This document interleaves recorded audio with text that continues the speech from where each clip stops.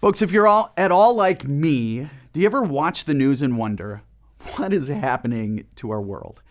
From school shootings to school board meetings that resemble circuses to government that seems out of touch, climate change that can no longer be ignored, heightened tensions between countries.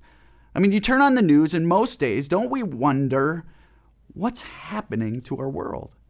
What kind of world are we leaving to our kids and grandkids? Well, today, the author of the book of Romans, his name is Paul, he's going to give us some words of wisdom. Words of wisdom to those of us who worry about what's happening to our world. And folks, to be honest, I can't wait to share them with you.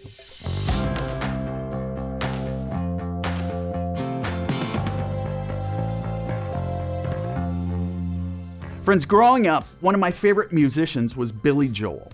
And in the fall of my freshman year of high school, he released what would become one of my favorite songs. Does anyone remember the song, "We Didn't Start the Fire"? Anyone? I love that tune. But I didn't appreciate, honestly, the depth of that song until much later in my life when I discovered why Billy Joel wrote that song. You see, Billy Joel came up with the idea for that song the year he turned 40. He was actually in the recording studio with John Lennon's son. His name is Sean Lennon, who had just turned 21.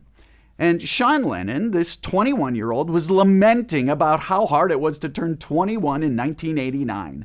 Lennon went on and on about how much harder it was for him to grow up in the 1980s than it was for Billy Joel, to grow up in the 1950s. And as Billy listened to Lennon, it was clear that this young Sean Lennon lacked an understanding of history, that it was in the 1950s and 60s that Billy Joel lived through things like the Korean War, the Civil Rights Movement, the Cold War, just to name a few. And it sparked in Billy Joel the idea to write a song that's really sort of a mini history lesson. It covers 40 years of history from 1949 until 1989, starting the year Billy Joel was born. Why did he do this? Well, here's the truth. As people, every generation has this tendency to feel like things are getting worse and worse and worse and worse. One of the verses to the song goes like this: Hemingway, Eichmann, Stranger in a Strange Land, Dylan, Berlin, Bay of Pigs invasion, Lawrence of Arabia, British Beatlemania, Ole Miss, John Glenn, Liston Beats, Patterson, Pope Paul, Malcolm X, British politician sex, JFK blown away. What else do I have to say? I didn't start the fire. We didn't start the fire. It was always burning since the world's been turning. Folks, isn't that us?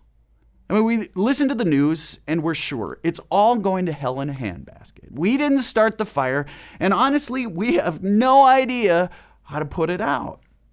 I mean, folks, let's be honest. We hope for a different future. We just want peace in our world. And the truth is, as we read the latter part of Romans chapter 8, it's clear that it was just the same for Paul. Those ancient Christians longed for a world, the sort of world the prophets seemed to promise in Hebrew scripture, where the lions of our world would lay down with the lambs, where the streams of justice and righteousness would flow like a mighty river, where all nations, all people would know peace. When things are finally renewed to God's vision, God's desire, just like us, those first followers of Jesus, they wondered, when will God's kingdom come and God's will be done on earth as it is in heaven? How does Paul respond to that question? He simply says, we don't know.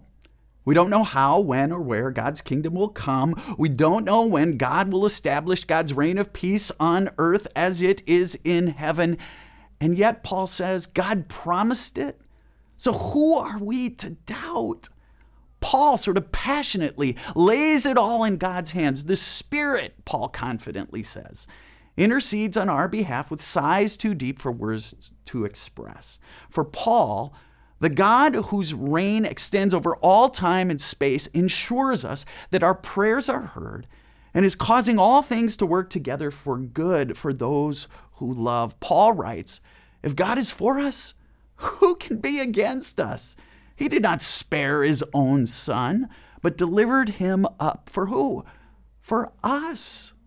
For Paul, we live it with one foot in this world, a world that needs us to work for God's justice and peace and love and mercy, but we also live with a foot in God's kingdom, the kingdom to come, when God will renew all of creation. With one foot in this world, where it seems there's been a fire that's been burning since the world's been turning, but we never lose hope as followers of Jesus. We have another foot firmly planted in God's kingdom, where we have a picture of our world flooded with God's love, God's mercy, and God's grace. A couple of questions for you. When you look at the fires burning in our world, which ones worry you the most? Be honest. And then secondly, how about this one? How does your faith give you hope? Hope in the future.